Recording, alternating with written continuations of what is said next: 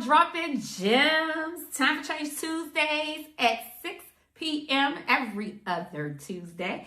I just want to say hello. This show is called The Aftermath for a reason. We have celebrated our 10-year gala. We have, had a fundraising event and for the first time. And so this is the Aftermath show because I want to just be vocal and talk about exactly, my considerations and all of that stuff that I was going to tell y'all about, that I told y'all about last time that you need to consider and things like that. So this is in real action, real time that I'm going to talk to you all about this because, these are some things that you need to know. And I want all the entrepreneurs to learn from me, and learn from the clinician's perspective of business, right? Because I want to make sure that you have an understanding of, what you got to look forward to when you're fundraising and after the fact and what that looks like. Because we are definitely fundraising with integrity, right? As change agents, you are fundraising with integrity. And so past that point, you have this event and you raise funds for it. And then you have to consider other things. So a lot of what I'm going to talk about today is going to be personal and it's going to be freestyle. So I do have some little notes that I've jotted down and I'm going to be taking little notes for myself because that's exactly what I do is take notes for myself because I like to learn from me. I like to learn from my lived experiences and I think that it's very important for you to learn from my lived experiences, okay? But so we definitely are going to get into the grit. If you wasn't at my charity gala event, you could still go to our website and donate to support the event. You could donate at www.timeforchange-tfc.com. The proceeds and everything, I'm going to be talking about different things in this show. I'm going to show a little clip of how I broke down TFC losses and how that's going to help donors know exactly what they're putting their money to. I'm also going to be launching a donor link for my individuals who came to the charity gala so that they'll be able to donate directly to what it is that they need to talk about. Because we've talked about that, right? Like making sure that we're educating the funder about what exactly they're going to be paying for, whether it's the funder is the government or whether, when I was talking about contracting and all of that stuff, making sure that you tell them exactly what you're going to be paying for is so important. And it's important when you have non-restricted funds, which are donors who are just coming out of their pocket. It's important for you to explain that to them as well. So in my charity gala event, I did show a video that broke down those things and it broke it down so that I could talk to them. So I want to cue my video girl to flash at this point to that section of the TFC losses that break down when it comes down to the trade school. Here. Okay. And so the section that you actually seen, right, is, how much I lose per cohort when I activate a cohort, right? So I lose that money as soon as it starts. Okay, because these are all of the things that happen. So I wanted to break that down to my funders and my donors and let them know that. And so the aftermath, so to speak, is for me to develop something a little bit more easier, a little bit more accessible for them individuals to donate directly to what it is that you've seen on that list.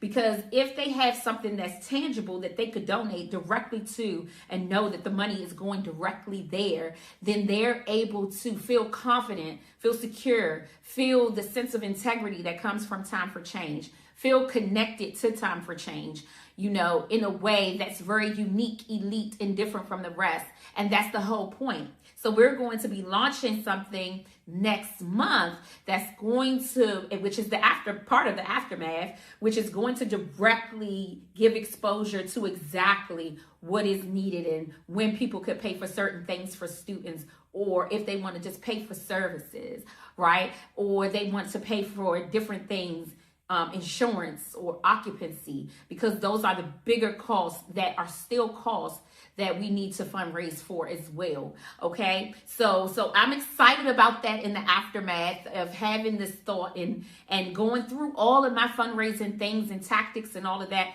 That was the idea that I came up with. I don't know if that's something that you want to use, but I am here to drop gems to let you all know exactly what it is when I learn and what I benefit from when I go through something. So, it is what it is. You could take that information and you could use it, but I'm just letting you know it's a gem. All right. So the biggest thing with the event was that I over invited, which is something that you should always do, right? So I invited over 150 people, partners, individuals that I came into contact with Time for Change over 10 years, right? Some people might have seen the email and been like, wow, I haven't even heard from Time for Change in so long, right? So these were some things that, in aftermath, I had to consider, right? But it was necessary to kind of just put it all out there and say, hey, I want you individuals to come to this charity gala, right? Making sure that the title was Charity Gala so that individuals could know that when they come, they're providing a service or an event to an actual charity-based event, right? So, you would think that people will understand what that means, right? Let's get more people to come. Let's get more tickets sold. Let's sell these tickets so that we can make sure that individuals fill the seats, that people are there. No. Okay. So what I did get was a final yes, I will come, or no, I would come. Right. And then in the event of the people saying yes, I would come, they weren't even saying like, hey, I want my friends to come, or I want other people to join. I want to spread the word because this is a charity gala for individuals to come to and to support. Right. No, that's not what I got, right? That's not what I got. I got a room full of people who are close-knit to the work because they know who I am. And that's fine, but the actual spreading of the word, it's almost like I had to tell people, like, did you invite this person? Did you talk to this person? Did you tell this person? Like, if they don't want to come, can they donate to the event? Because that's what the event is for, charity gala. Right? It wasn't supposed to be a closed event, right? It was supposed to be an open event that individuals could actually come to, contribute, and feel connected to community, right? So in saying that, in the aftermath, I learned that, I need to say, because even though I invited 150 people, I had over 100 people RSVP. But then when they realized that it was a ticket price, because Time for Change, people are so used to Time for Change doing things for free.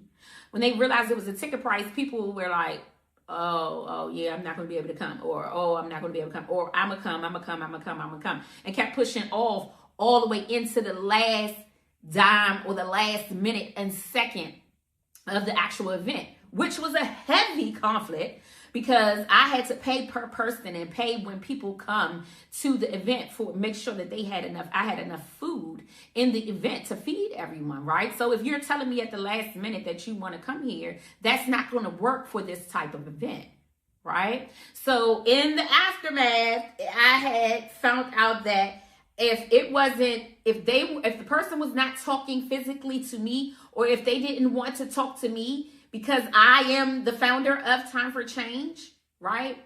Because they weren't talking to me, it was just like, oh, well, I don't have to maybe go. Or, oh, well, I could just donate. Or, any event, people were not coming as pairs. People were not inviting other people. People were not spreading the word. Even though my team was, people were not spreading the word. Me doing the actual show on the radio, right? And getting that video. I didn't even get sent the video. Hello? didn't even get sent the video to market it appropriately. So because I didn't get to get that, right, or didn't get to get that information to push this event and to push certain things, it's like what I realized in the aftermath is, wait, so I am opening up and relying on these other people to do their job or to do certain things, but it's preventing me from doing my event the way how I want it to be, right? So I'm like, hey, are you coming? Hey, are you coming? Did you RSVP? Did you pay for a ticket, right? If you didn't, please feel free to donate, right? Making sure that I was spreading that word and making sure that I was pressing it out and making sure that I had my staff, my customer service person, who was calling everybody. So, you know, even down to, and shout out to my dad, but even down to him, you know, he has a lot of friends. He has a lot of connections. He has a lot of people that he could have potentially told. He didn't buy the ticket until the last minute, and he didn't tell all of these people that he knew. My family is so resourceful that they could post, and this is specifically, I only had one sister, but like on social media, like you could have put it on social media and you could have pushed it, right? But I don't know, maybe in her mind, she wasn't thinking that it was an event that could be pushed. Maybe she was thinking that it was only a private event. I don't know. But the fact that I leaned on these important people in my life to actually spread the word that it was a charity gala and a charity event, right? I was like, okay, if this happens, then they'll spread the word. If they know, then they'll tell people, right? Of people. Because I had already invited 150 people that was of my contacts. Now, was I expecting that all of them was going to RSVP? No. And then when I got 100, I was like, okay. But then when they realized that it was a ticket price, they was like, oh, I ain't gonna be able to go. So then I had some people that was going. So in the aftermath, like I learned that, like the people closest to you, don't rely on them. You need their contacts of contacts. So in planning an event like this, maybe 6 months in advance, you know, contacting all your contacts and say, hey, who do you know that will be interested in going to our Time for Change charity gala? Like, can you give me a name and a number? No different from when I do Time for Change applications. When people apply to me, at the bottom, it says, who do you know who might be interested in our school? And I thought about that after the fact. Like, aftermath, I was like, dang, I could have did that because it was so, I had 150 contacts. It wasn't like I didn't have a lot of people, but I could have did that. Like, if you can't go, who's somebody that you think should go, right? Ding, Jim, because that's what's going to happen next year or the year after or the year after. This was a big black tie gala event. So my next event will just be a strict fundraiser, right? And it will just be that. But that is a big part, right? It's like, who do you know? Who do you know, right? So making sure that we follow up with who the people you know, who they know, right? And and you might have been sending some of them people an email and they still was ignoring you. But if that person that was close next to them would have said something to them, then they would have showed. See what I'm saying? So making sure that you're starting in advance, Jim, in advance. And I was about 4 months out. I started the traction of it. And that was just due to like hiring of my content creator and all of that stuff. But if I would have started, I'm thinking like 6 months out, then I would have been able to, who you know. You know what I'm saying? So so that's just something to very much consider, right? When you're considering these things in the aftermath, right? So people, right? You want to get the right people. So I invited all of my partners, and even still at the last hour, I was like, hey, I need somebody to come that's going to represent your agency here at Time for Change Gala. We provide you individuals that are highly educated and into your company, and they work for you. So the least you could do is show your face, right? So just making sure that I was inviting all of the partners saying like, come on. And, you know, they weren't biting. So in the aftermath, Just like I do when I build jobs and do job development, I'm going to go face to face. And we even went face to face with some partners who kept saying at the last minute, like, oh, we're going to send somebody. We're going to send somebody. They was even calling, telling us they're going to send somebody. And then nobody that was here for representing them, representing who they were. Even down to the mayor. Like, they're going to, yes, the mayor. I'm saying it on Droppin Gems show. She sent somebody on her behalf who did not show. So they'll get a letter, right? So it's important, and I got to do that follow-up. In aftermath, I have to make sure that is done. I have to make sure that that's taken care of, because I can't not do that, and then the following year you think that that's okay. And then the following year after that, you think that it's okay. No, we're going to build these strategic relationships based on who shows up. Who shows up? I'm not going to keep filtering people to you if you can't show up when I need you to show up. If you can't donate back to the agency that is providing this educational service, or is providing the employment services, or is providing the psychotherapy services and trauma related to your individuals and your community and your population. Okay? That is like... And I told y'all, I'm venting today. I'm giving it all to you because I feel like this is the most authentic way to be. Dropping Gems is just for that. It's for me to drop the clinician's perspective so that you can understand, like, dang, I need to do that. Or dang, fundraising is hard. Or dang, I ain't consider that. Let me make sure that I do that because I want you to be just as good as me. I want us to be just as good as each other. I want you to even drop comments and tell me some things. Like if you listen to me and you like, oh, you could have did this. Tell me, right? Because like I said, this is a gala that I did. It was the first time, and I'm looking at people single tickets. People walking in, but they a whole couple. But you in here by yourself. Single ticket, you're not even spreading the word to even get one other person in the room. You know what I'm saying? So just make sure that you're keeping that in mind. The people of the people is at the very beginning. So you can have 150 guests, but if you're not contacting the people of the people and the ones that's RSVPing and the ones that's paying, hey, do you know another person that you could bring? If you ain't doing that, then you're not doing appropriate fundraising. So I'm going to tell you that right now, because there's a lot of people that would have bit onto what you need to do, but, they just chose not to do it. They chose not to spread the word. They chose to suffocate. They felt like it was a private event, so we're going to do this private thing, like, oh, we don't have to tell anyone. No.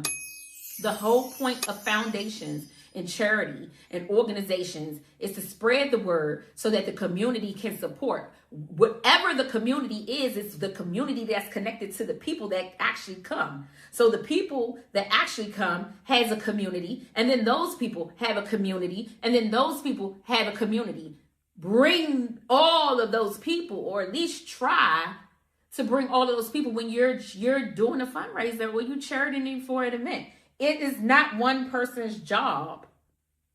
It is the job of the whole entire community. So, and I tell you this too, if you feel like you need to, like, wow, I ain't go to this event and I should have went to that event because I could have helped such and such out. And even if I couldn't go, then I could have sent it to somebody. So me posting it, me putting it on social media, like I have a heavy following. People follow me on this show. People know what was to come because they already watched my show. But did you think that they shared the flyer to say, this is what's going on? No. So it's just me saying over and over again to the same pool of the community of people, the first pool of the community of people, right? So that's something to keep in mind. The aftermath, right? So like, how much money did you really raise, right? You did the event. The one thing in my event that I had stated and I said was that you pay for this. You pay for this. But go ahead, girl. Cue back to the losses. Okay, so you pay for this event, but you can't pay for the losses or contribute to the losses of me doing the actual work in the community? That don't make business. I understand that you coming in and you want to be dressed up all nice and you want to, you know what I'm saying, eat good food and be on a rooftop and all of that. That's great. But this is what the company is doing. The company is doing this and losing. And I got to pay for the event. So it's not like I'm making any money off of the event piece that I fundraise for. And only a fraction is going into the pot for maybe a student book. So to have a big event like that and you don't spread the word, right? Or you don't talk to the pocket of people, the next people, then you're not going to recruit enough people to really make an impact onto what you really need to be fundraising for. The amounts. Let's flash that again. Yes. Okay. The losses are significant when it comes down to business and nonprofit. The debt is always significant. So if you ain't ready for that, then you ain't ready to be no entrepreneur in nonprofit land. Because that's what you should be fundraising for, and that's what you should be bigging up for. The aftermath gotta add up. It gotta add up. So those are the things that I've learned, right, in the aftermath. And I want to make sure that I communicate that with you all because, you know, I was just like, what in the world? Like, you know, all these people, you could fill up a whole hotel. You can fill up a whole rooftop situation. You have multiple friends. You know what I'm saying? And you here by yourself? Right? That makes sense. It's a charity gala. It's a charity gala. Or like I had people purchase tickets and then they ain't come. Or I had people sponsor tickets for other people to come. You know, and that was nice. You know what I'm saying? But then you get in the room, you still donate and contribute to what it is that is going on, to those losses, to those numbers, to the things that really count, the reason and the purpose for the mission of what is going on. All right. So that is the aftermath. And I would like to thank you for listening to me today. All right. I would like to thank you for listening to me vent. And I hope that you wrote some gems down and you learned. The biggest thing is starting early. And the biggest thing is scoping it out and having a strategic plan of how you could get to the different pockets of people that other people know. Because it's not a cookout. It's not a cookout. And not to say my event was a cookout. There was lots of people there. But it's just not a cookout. It shouldn't be singleized. It should be pairs. People coming. People inviting people that they know. Like, hey, let me get this person to come because, you know, this is for a good cause. Spreading the word. Right?